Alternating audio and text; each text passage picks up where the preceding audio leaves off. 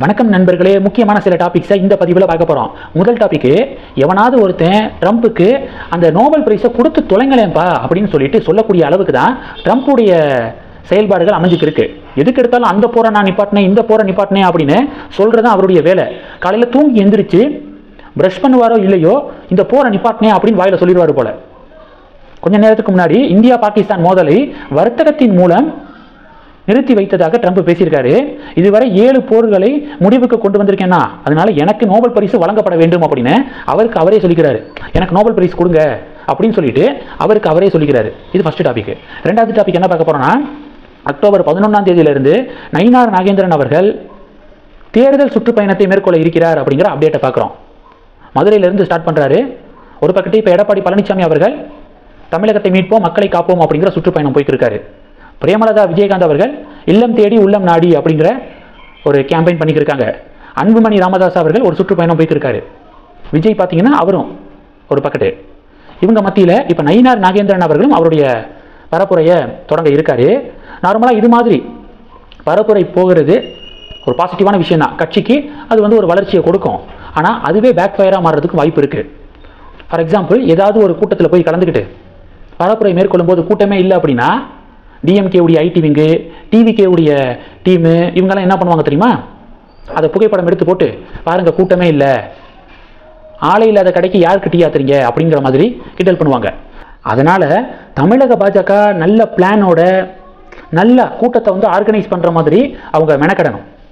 அண்ணாமலையுடைய பீரியடில் அதுக்கு கவலையே தேவையில்லை. அண்ணாமலை பார்த்தீங்கன்னா பாத யாத்திரை போனார். அவருக்கு எவ்வளோ கட்ஸ் இருக்குன்னு பாருங்களேன்.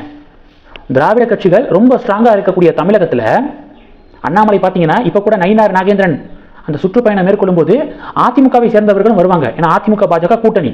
ஆனால் அண்ணாமலை சார்ஜ் எடுத்துக்கிட்டப்ப, அண்ணாமலை தலைவராக இருந்தப்ப திமுகவும் எதிர்த்தாரு, அதிமுகவும் எதிர்த்தாரு. அப்போ அவங்க இந்த நெருக்கடியான நேரத்தில் அண்ணாமலைக்கு எவ்வளோ கூட்டம் கூடுனுச்சு? எண்மண் எண் மக்கள் பாத யாத்திரை. அதனால தான் 2%, 3% இருந்த பிஜேபி 12% கூடுனுச்சு 2024 பார்லிமெண்ட் தேர்தலில். அதெல்லாம் தரமான சம்பவம். ஸோ அது மாதிரியான ஒரு கூட்டத்தை நயினார் நாகேந்திரன் அவர்கள் கூட்டம் முயற்சி செய்யணும். ஒரு நல்ல ஒரு பிளானிங் இல்லாமல் ஒரு பொதுக்கூட்டம் அப்படின்னு சொல்லிட்டு கூட்டம் இல்லை அப்படின்னா அது ட்ரோல் மெட்டீரியலாக மாறுறதுக்கு வாய்ப்பு இருக்குது. அதனால் கட்சியுடைய பேருக்கும் டேமேஜ் ஏற்படுவதற்கு சான்சஸ் இருக்குது. ஸோ அதனால் இது சாதாரண விஷயம் இல்லை. இதை எப்படி கொண்டு போகிறாங்க அப்படிங்கிறத பொறுத்திருந்து பார்க்கலாம். இது 3வது டாபிக்.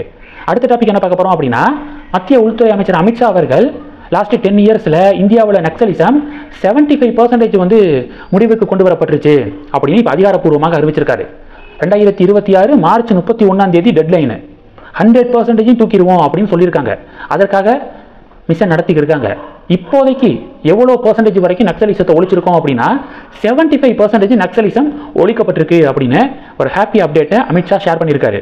இது 3வது டாபிக். 4வது டாபிக் என்ன பார்க்க போகிறோன்னா, கிரேட் ஆக்டர் மோகன்லால் இருக்கார்ல, அவருக்கு திரைத்துறையுடைய மிக உயரிய விருதான தாதா சாஹேப் பால்கே அவார்டை சென்ட்ரல் கவர்மெண்ட் அறிவிச்சிருக்காங்க. இப்போ மோகன்லால் அவர்கள் லாலேட்டன் PM மோடிக்கு தன்னுடைய நன்றிகளை தெரிவிச்சிருக்காரு.